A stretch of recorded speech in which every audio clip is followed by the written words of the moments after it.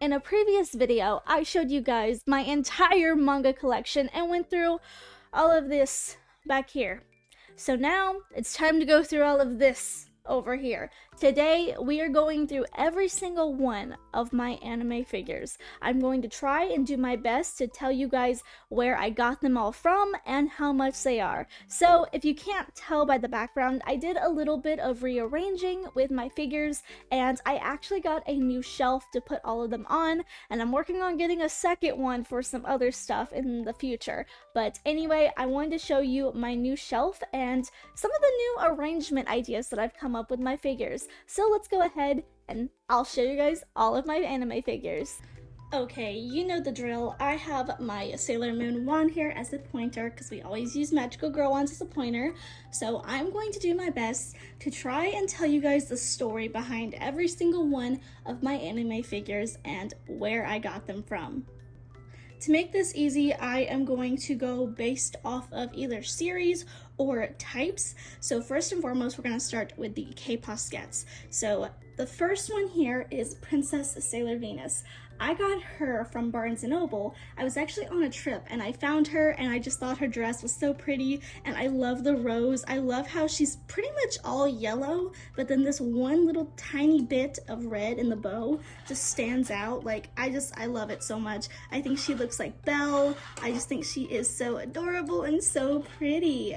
Next, we have Sakura from Cardcaptor Sakura. So I think I got her from Box Lunch. I'm pretty darn sure that she and Sailor Venus, actually this is Eternal Sailor Venus and Eternal Sailor Mars, they all came together from Box Lunch. I actually got Sakura here a little bit before these two. I got her sometime during like November. I think I bought her because my mom's birthday is like a month before mine, November 2nd. So we went out to the mall. I found her, so I bought her. And then on my birthday, we went to the mall and I found these two. So next up we have Super Sailor Chibi Moon and Super Sailor Moon. I bought these two at, weirdly enough, Hobby Lobby. I just happened to be there one day with some family on a trip and I saw them and I just had to get them. They were paired together, and you know, I love my mother and daughter duo. Apparently, if you can't tell, they're my two favorite characters because they're both the Usagis. I love them, and so I had to get them together. And lastly, we have Sailor Cosmos, who I found at Box Lunch. Box Lunch has quite a bit of Sailor Moon stuff. There is always a Sailor Moon display at mine, and she just happened to be sitting there waiting for me. So now let's talk prices about the K-Poskettes. I think they're anywhere from like $24 to like $30. I would say safely anywhere from $20 to $30. They're not super expensive, and I really do love these figures. I think they're super cute. There's something about like the big eyes and the big head with hair. I love that design. So you can't tell, I have quite a bit of them. Okay, so I'm gonna pick this up to show you first. This is actually a locket, Sailor Moon's brooch locket, that I had from Box Lunch many years ago. I got this when I was in middle school, and sadly it broke and I haven't got a chain for it. So as of right now, I keep it here on my collection. Okay, first and foremost, let's talk about this one right here. So this Sailor Moon figure was actually a part of a series from Barnes & Noble, where they were like stackable background Sailor Moon characters. I had more than just Usagi, but when I moved, a lot of them broke, including this one. She actually broke off. Including this one, she actually did break off, but I kept her intact, and so I actually just keep her standing up now. And she doesn't have a stand or anything anymore, but she's still cute. So let's talk about this one. This is Princess Serenity, and so this is her with her gray hair, which we don't really get to see a lot of gray hair, and she usually doesn't have the gray hair. That's more of her mom, except for Cosmos, I guess. Cosmos is more white, but this is from Wish. I got this one from Wish a very long time ago. I was in like middle school, and my mom just happened to get it and surprised me with it just because. So she's been a part of my collection for a really long time. Next, we have Princess Serenity again, and this is the one where she is on her pedestal. So there's actually two versions of this figure, where you can get it in matte, which is the one that I have, and one in pearlescent.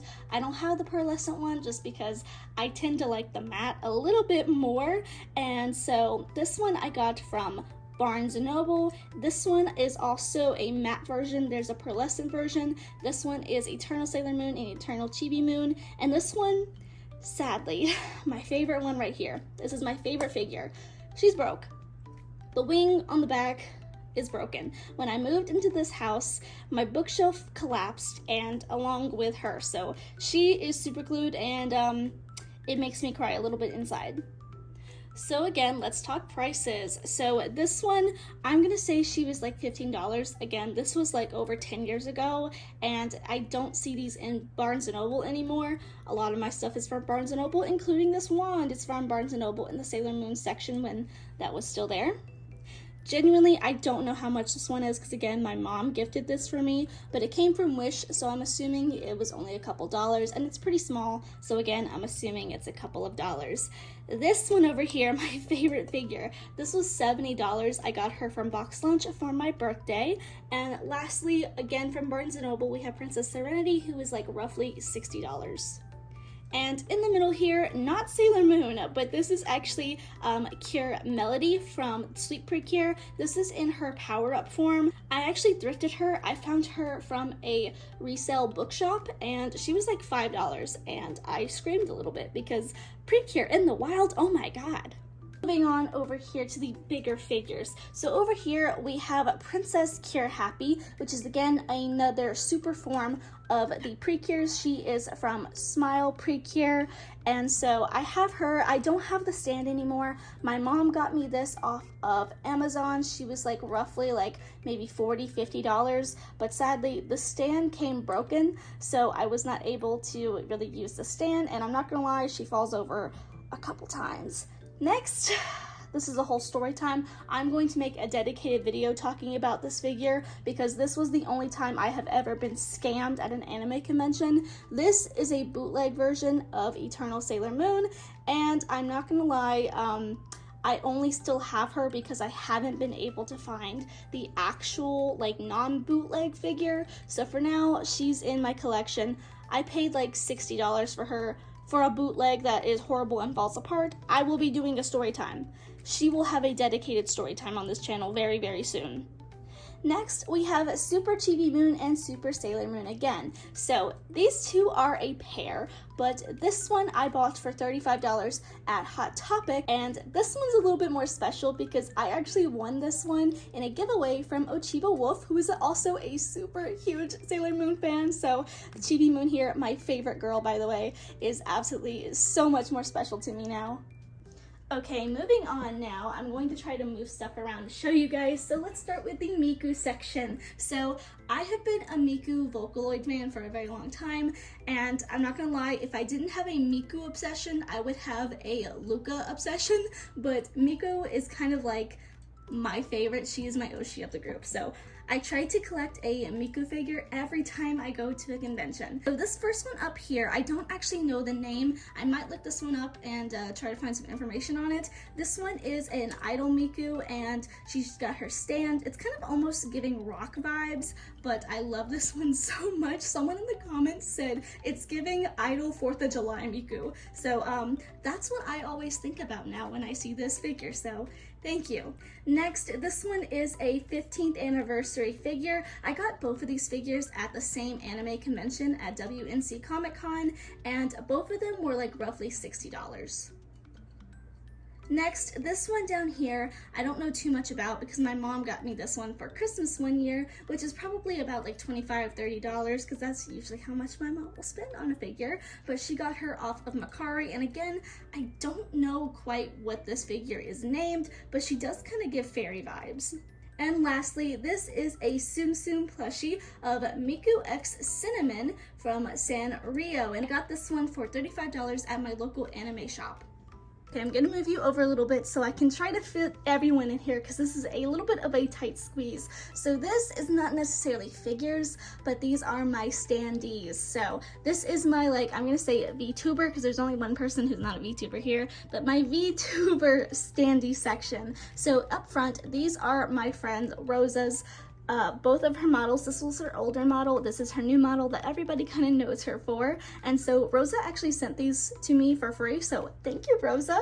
But oh my God, they're so beautiful. And then we have Mimi back here before Mimi's rebrand to Mage Mimi. Mimi is also a VTuber streamer, and she is the artist, by the way, for all of these very beautiful figures. And in the back are my Rezo or Resolution figures. So this is Mimi, Nikki, and Pengy. And both Mimi and Pengy, of course, I said Mimi already, but they are VTubers. Nikki in the back is not a VTuber anymore, but they were in an indie idol group. And if you want to know anything about Rezo, just look it up. Just look up Rezo or Resolution on YouTube. They had amazing songs. They were so good. I am such a huge fan. Next, down here, we have my, I'm gonna call it Sanrio section. See, I'm not the biggest Sanrio fan, but I do love my boy Pudding because I love pudding. And so here we have a bigger Pudding who is roughly about $25. I got him at Walgreens. Next, we have a little, like, this one is like a pool floaty summertime Pudding, which weirdly enough, I got for $25 at Cracker Barrel. Crazy, I know. And down here we have 3 blind boxes that are roughly $10 from Box Lunch. Here we have Melody, we have a mermaid kitty, which is just so cute. I love this one so much, and a Purin with a pretzel.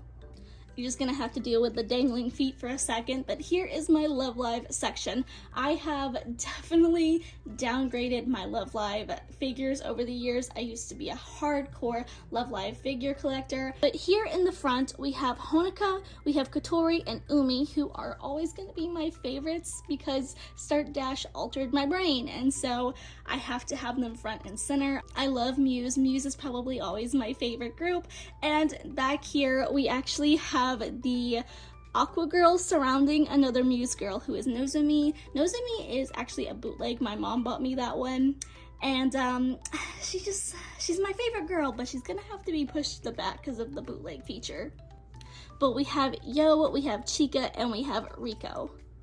Okay, and we do have a new section that I made over here, which has some plushies. We have Turbo Granny, we have Sylveon, and we have Fua from Star Twinkle Precure, and a few of my figures.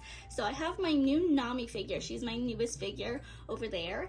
And then we have my Anya figures. I'm a huge Anya fan. I love Spy Family, but Anya is me.